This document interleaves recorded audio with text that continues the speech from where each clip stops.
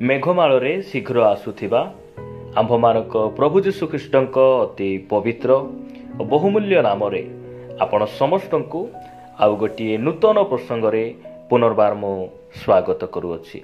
प्रिय प्रभुଙ୍କ लोक माने स्वर्गर परमेश्वर आज मध्य से आम्भमानकु आउ गोटे सुंदर समय सुंदर अवकाश आम जीवन रे से जग करिसंती। आउ एही सुंदर समय मध्य रे ताहांक वाक्य जरिया रे पुनर्बार आम्भमानकु से उत्साहित करिबा पई चाहंती। सबुदिन भली आज मध्य प्रभुଙ୍କ वाक्यरु आमे आउ गोटे नुआ प्रसंग रे भिन्न प्रसंग रे अल्प समय कथावार्ता हेबा। आज जो प्रसंग रे आम्भे माने कथावार्ता हेबा सेही प्रसंगटी एही परि अटे, दुर्बल समय रे केमिति बलवान हेबा। आज प्रसंग हैला दुर्बल समय रे केमिति बलवान हेबा। एही प्रसंग रे प्रभुଙ୍କ वाक्यरु आमे अल्प समय कथावार्ता हेबा। प्रिय भाई भणी माने आमे मनुष्य भावरे ख्रीष्ट विश्वासी भावरे आम जीवन रे अनेक दुर्बलता दे आमे गति करू। आम जीवन रे अनेक दुर्बलता रही। सेही दुर्बलता आमानकर आर्थिक समस्या हेउ, पारिवारिक समस्या हेउ, पापर समस्या हेउ, रोगर समस्या हेउ, एही सबु समस्या दे एही सबु परिस्थिति दे आमे विभिन्न समय रे कौन करू गति करू। आ सेही समय रे आमे कौन ही जाऊ, दुर्बल ही जाऊ, भांगी पड़ी थाऊ एवं सेही सबु समस्या आमको प्रभु रे बढ़िबा पई दिए नाही। सेही सबु समस्या आमर आत्मिक जीवन रे बढ़िबा समय रे बाधा सृष्टि करे। आज प्रभुଙ୍କ वाक्यरु मु आपण मानकु कहिबा पई चाहे जे जेउ समय रे आमे दुर्बल अनुभव करू, जेउ समय रे आमे निरुपाय हे जाऊ, सेही समय रे आमे केमिति बलवान हेबा एही विषय रे परमेश्वरଙ୍କ वाक्य आम्भ मानकु कोन कहे। आसंतु आमे गोटे वाक्य पढ़ी आमे आजिर प्रसंग रे आगु को बढ़िबा। आपण माने आईब पुस्तक को आसीबे। आईब पुस्तक 13 अध्याय 15 पद मु आम समस्त निमंते पढ़िबा पाई चाहे। पुरातन नियम रे आईब पुस्तक रही। जदि आपणक पाखरे बाइबल अछि आपण मध्य बाइबल बाहर करिवे। आमे मिलित भाव रे परमेश्वरଙ୍କ वाक्यरु आमे ध्यान करिबा। आईब पुस्तक 13 अध्याय 15 पद एठारे प्रकार लिखा जाए, से मते बद्ध कले हैं मु ताहांक पई अपेक्षा करिबी, तथापि मु ताहांक छामुरे आपणा पथ समर्थन करिबी। प्रभुଙ୍କ नामर गौरव हो। एहा आयुबଙ୍କ जीवनर कथा, एहा आयुबଙ୍କ मुखर भाषा अटे जे आयुब केवल जणे भक्ति करिबा व्यक्ति नथिले, भक्ति को प्रदर्शन करिबा व्यक्ति नथिले। प्रिय प्रभुଙ୍କ लोक माने आयुबଙ୍କ पाखरे केवल भक्ति नथिला, भक्तिर शक्ति मध्य थिला। ताहांक नामर गौरव हो। आयुब केतेबेले से एही कथा कहउचंती जेउ समय रे तांकर सब संपत्ति को हराइले, परिवार 10टी पुओ झियो गोटे दिन रे से माने मृत्यु वरण कले, तांकर हल बलद सबु मरीगले, घर भांगी गला। एही परि समय रे आयुबଙ୍କ पाखरे किछि नाही, तांको पाखरे केवल तांकर प्राण ही रहिछि, ताहांक ठारे केवल जीवन रहिछि। आउ शेष रे से जीवन को मध्य प्रभुଙ୍କ निमंते से समर्पण करिबा पई एवं से जो दुखर पथ दे जाउचंती, समस्यार पथ दे जाउचंती, से पथ को से समर्थन करी कहउचंती, से मते बद्ध कले हैं मु ताहांक पई अपेक्षा करिबी, तथापि मु ताहांक छामुरे आपणा पथ समर्थन करिबी। प्रिय प्रभुଙ୍କ लोक माने आयुबଙ୍କ पाखरे एही दुर्बल समय रे से एते बलवान कथा किपरि से कहि पारुछंती। मु आपण मानको कहिबा पई चाहे, जदि आयुबଙ୍କ स्थान रे आपण थांते, मु थांती, आमानको मुखर भाषा की प्रकार हे थांता। आयुब सर्वहरा अवस्था रे परिवार सबु किछि हराइले। ताहांकर बंधु माने तांकु कोन करूछंती, अभियोग करूछंती, तांको निज स्त्री तांकु छाड़ी देउछंती। मात्र आयुब से परमेश्वर को छाड़ू नाहंती। से काहे के एते बलवान कथा कहि पारुछंती, मो गोटी विषय आपण मान कहिबा पई चाहे। आयुबଙ୍କ भरोसा धन उपरे, संपत्ति उपरे, निजर जाति कुटुंब, निजर स्त्री उपरे, निज रोजगार पद पदवी उपरे तांको भरोसा नथिला। दुर्बल समय रे ଯେ ସର୍ବହରା ଅବସ୍ଥାରେ ଆୟୁବ ପରମେଶ୍ୱରଙ୍କ ନିକଟରେ ଆଉଜି ପଡ଼ିଲେ, ପରମେଶ୍ୱରଙ୍କ ଉପରେ ସେ ଭରସା ରଖିଲେ, ପରମେଶ୍ୱରଙ୍କ ଠାରେ ସେ ବିଶ୍ୱାସ ରଖିଲେ। ସେଥିପାଇଁ ସେ କହିପାରୁଛନ୍ତି ଯେ ସେ ମୋତେ ବଦ୍ଧ କଲେ ହେଁ ମୁଁ କ'ଣ କରିବି, ମୋର ପ୍ରଭୁଙ୍କ ପାଇଁ ମୁଁ ଅପେକ୍ଷା କରିବି। ପ୍ରଭୁଙ୍କ ନାମର ଗୌରବ ହେଉ। ପ୍ରିୟ ଭାଇ ଭଉଣୀମାନେ, ଦୁର୍ବଳ ସମୟରେ ଯେଉଁ ସ୍ଥାନରେ ଆମେ ନିରୁପାୟ ହେଇଯାଉ, ସେହି ସମୟରେ ଆମେ କେମିତି ବଳବାନ ହେବୁ? କାରଣ ଆମର ଦୁଃଖ ଠାରୁ, ସମସ୍ୟା ଠାରୁ ଆମର ସମସ୍ୟା ବଡ଼ ନାହିଁ, ପରମେଶ୍ୱର ଆମ ସମସ୍ୟା ଠାରୁ ପରମେଶ୍ୱର ବଡ଼ ଅଟନ୍ତି, ଆମର ପ୍ରଭୁ ଯୀଶୁ ଖ୍ରୀଷ୍ଟ ବଡ଼ ଅଟନ୍ତି। ଯେଉଁ ସମୟରେ ଆମେ ପ୍ରଭୁଙ୍କ ଉପରେ ଆମର ନିର୍ଭର କରୁ, ଯେଉଁ ସମୟରେ ଆମର ସବୁ ଭରସା ପ୍ରଭୁଙ୍କ ଉପରେ ଛାଡ଼ୁ, ସେହି ସମୟରେ ଆମେ ବଳବାନ ହେଇପାରୁ। ପ୍ରିୟ ଭାଇ ଭଉଣୀମାନେ, ବଳବାନ ହେଇପାରୁ। ମୁଁ ଆପଣମାନଙ୍କୁ ନୂତନ ନିୟମରୁ ଗୋଟେ ବାକ୍ୟ ଦେଖାଇବା ପାଇଁ ଚାହେଁ। ଆପଣମାନେ ସାଧୁ ପାଉଲଙ୍କ ଜୀବନର କଥା ଯଦି ଆପଣ ପଢ଼ିବେ, ଆପଣମାନେ 2 କରନ୍ଥୀୟ 12 ଅଧ୍ୟାୟକୁ ଆସିବେ। 12 ଅଧ୍ୟାୟ 7 ପଦରୁ ମୁଁ 10 ପଦ ପର୍ଯ୍ୟନ୍ତ ପଢ଼ିବା ପାଇଁ ଚାହେଁ। ଲେଖାଯାଏ, ଏଣୁ ମୁଁ ଯେପରି ଅତିଶୟ ଗର୍ବୀ ନ ହୁଏ, ଏଥି ନିମନ୍ତେ ମୋତେ ପ୍ରହାର କରିବା ପାଇଁ ମୋହର ଶରୀରରେ ଶୈତାନର ଦୂତ ସ୍ୱରୂପ ଗୋଟିଏ କଣ୍ଟକ ଦିଆଗଲା। ହଁ, ଯେପରି ମୁଁ ଅତିଶୟ ଗର୍ବୀ ନ ହୁଏ, ଏଥି ନିମନ୍ତେ ତାହା ଦିଆଗଲା। 8 ପଦ, ଯେପରି ତାହା ମୋ ଠାରୁ ଦୂର ହୁଏ, ଏଥିପାଇଁ ମୁଁ ପ୍ରଭୁଙ୍କୁ ସେ ବିଷୟରେ 3 ଥର ବିନତି କଲି। ଆଉ ସେ ମୋତେ କହିଅଛନ୍ତି, ଆମ୍ଭର ଅନୁଗ୍ରହ ତୁମ୍ଭ ନିମନ୍ତେ ଯଥେଷ୍ଟ, କାରଣ ଦୁର୍ବଳତାରେ ଆମ୍ଭର ଶକ୍ତି ସିଦ୍ଧ ହୁଏ। ଅତଏବ ଯେପରି ଖ୍ରୀଷ୍ଟଙ୍କ ଶକ୍ତି ମୋ ଉପରେ ଅବସ୍ଥାନ କରେ, ଏଥିପାଇଁ ମୁଁ ଅତି ଆନନ୍ଦରେ ବରଂ ମୋହର ଦୁର୍ବଳତାରେ ଦର୍ପ କରିବି। 10 ପଦ, ତେଣୁ ଖ୍ରୀଷ୍ଟଙ୍କ ନିମନ୍ତେ ଦୁର୍ବଳତାରେ, ଅପମାନରେ, ଦୁର୍ଦ୍ଦଶାରେ, ତାଳନାରେ, ସଙ୍କଟରେ ମୁଁ ସନ୍ତୁଷ୍ଟ ହୁଏ, କାରଣ ଯେତେବେଳେ ମୁଁ ଦୁର୍ବଳ ସେତେବେଳେ ମୁଁ ବଳବାନ। ପ୍ରଭୁଙ୍କ ନାମର ଗୌରବ ହେଉ। ପ୍ରିୟ ଭାଇ ଭଉଣୀମାନେ, ଏହି କଥା କିଏ ଲେଖନ୍ତି, କିଏ କହନ୍ତି ଯେ କି ପୃଥିବୀର ନମ୍ବର 1 ପ୍ରେରିତ, ଯାହାଙ୍କ ପାଖରେ ଅଧିକ ପ୍ରକାଶନ ରହିଛି, ନୂତନ ନିୟମର ଅଧିକ ପୁସ୍ତକ ସିଏ ଲେଖିଛନ୍ତି।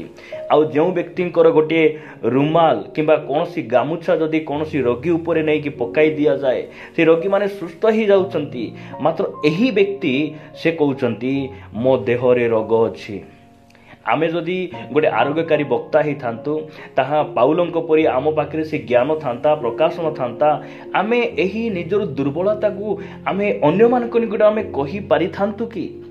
ପ୍ରିୟ ଭାଇ ଭଉଣୀମାନେ, ଆମେ ସେତେବେଳେ ବଳବାନ ହେବା ଯେଉଁ ସମୟରେ ଆମର ଦୁର୍ବଳତାକୁ ଆମେ ଦେଖାଇଦେବା, ପରମେଶ୍ୱରଙ୍କୁ ଆମେ ଦେଖାଇଦେବା, ସେତେବେଳେ ଆମେ ବଳବାନ ହେବା।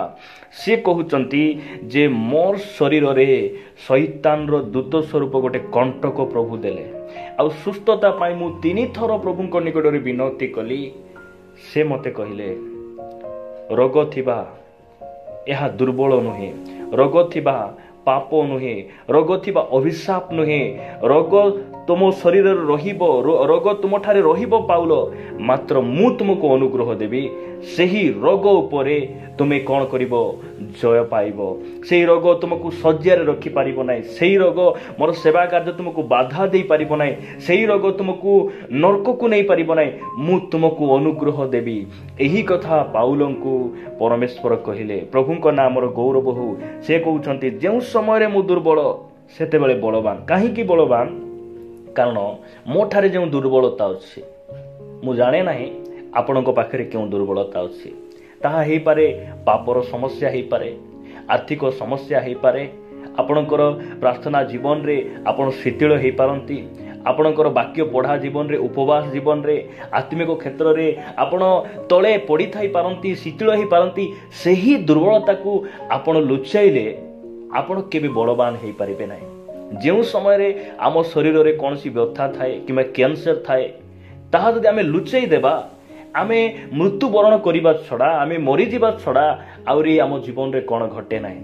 ସେଥିପାଇଁ ଯେଉଁ ସମୟରେ ଆମର ରୋଗ, କ୍ୟାନ୍ସର यही सब विषय को जितेबाला आम डॉक्टर को देखाऊ डॉक्टर आम निमंते कौन करती अस्त्र को से व्यवहार करती आमको से कौन करती से ऑपरेशन करिवार सहित आमको से सुस्थता और आरोग्यता प्रदान करती। परमेश्वर आंभ मान को कहवाई चाहते आपण जीवन रे मो जीवन रे जेतेबेले दुख आसे दुर्बलता आसे आमे मन मध्य भांगी पड़ू से समय रे आमर सब कथा को न लुचाई आमे प्रभु को कहवा आमर दुर्बलता को देखई देबा से समय रे आमे बलवान हेबा। प्रिय भाई भणी माने जदि आपण पुरातन नियम को पुनर्बार आसीबे आपण मसांक जीवन विषय रे जदि आपण देखिबे यात्रा पुस्तक 4 अध्याय 10 पदरु 12 पद पर्यंत मु पढ़ापी चाहे लेखा जाए अनंतर मशा सदाप्रभु को कहले हे प्रभु ए समय पूर्वे अबा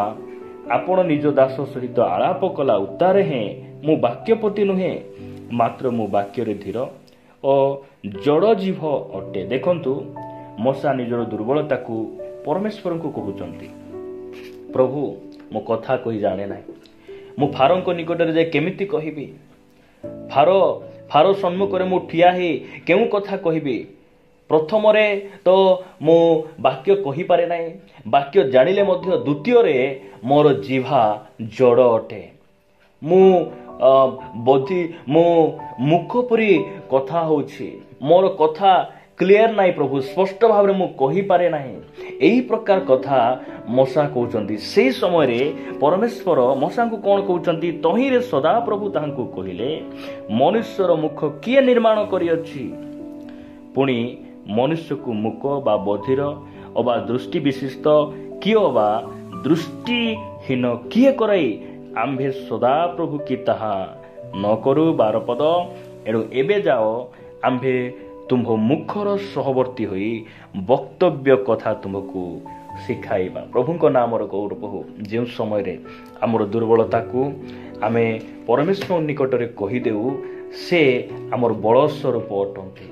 प्रिय भाई भणी माने अनेक समय रे आमे देखाबटी करू अनेक समय रे मु बेसी जानिछि मो परि वाक्य केही कहि पारे नाही मो परि शिक्षा केही देई पारे नाही मो परि उपवास के करि पारे नाही एई प्रकार से माने करती जो माने पुरातन नियमर फारूसी माने लोक देखाइबा सब काम करती मात्र जो समय रे आम ठारे थिबा दुर्बलता को आमे देखाई देऊ आमे से समय कौन हो जाऊ बलवान हो जाऊ आमे बलवान हो जाऊ। आपण केते दिन आपण पाप को लुचाइबे जेते दिन पर्यंत आमे पाप को लुचाइबा सेते दिन पर्यंत आमे परमेश्वर ठारो आमे दूर रे ही रहिबा। प्रिय भाई भणी माने आमे आमर दुर्बलता को प्रभु को कही देबा से आमर दुर्बलता को से कौन करिवे बाहर करी आमको से बलवान करिवे आमे आमे कहा आगरे आमर मुंडो लुहाइबा पई पड़िबो नाही आमर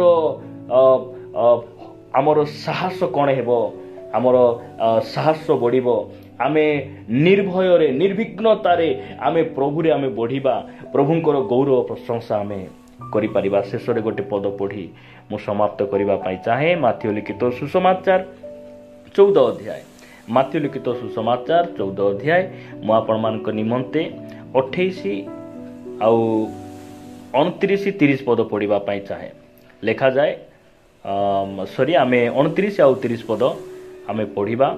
यीशु कहिले आसो सेथिरे पितर नौकार ओल्हेई जल उपरे चाली यीशुंको निकट को गले मात्र से पवन देखी भय कले पुणी बुड़ी जाऊ जाऊ चित्कार करी कहले हे प्रभु मते रक्षा करंतु। देखंतु पितर जो समय रे प्रभु यीशु ख्रीष्टଙ୍କ आज्ञा अनुसार समुद्र उपरे से चाली चाली आसुचंती से पवन को देखिले तूफान को देखिले आ से समय रे से कौन हेले तले बुड़ी गले से बुड़ी जीवा समय रे पितर कौन कहले नाई प्रभु मु मोर गला पर्यंत सिना मु बुढ़ी छी मोर किसी असुविधा नाई मु तो तले चाली चाली आराम रे आसुची एई प्रकार से कहूना कारण से बुढ़ी गले से निजे जानिले जे मु तलको भासी जीवी मते जो परमेश्वर पानी उपरे चलिबा पाई आज्ञा देथिले मु ताहाको डाकिबा पाई पड़िबो से मते कोन करिवे उद्धार करिवे एहा पितर जानिथिले।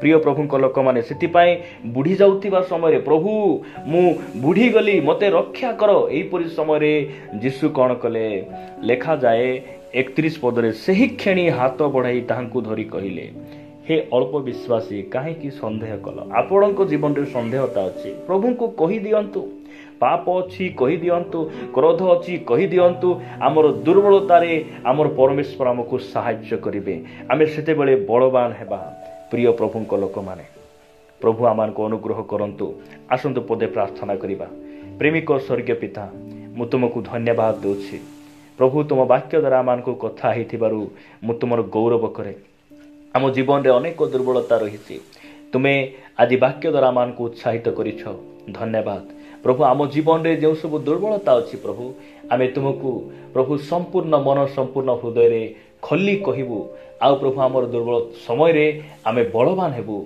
आम समस्त को तुम्हें साहाय्य कर प्रार्थना प्रिय प्रभु जीशु नाम मागुछि।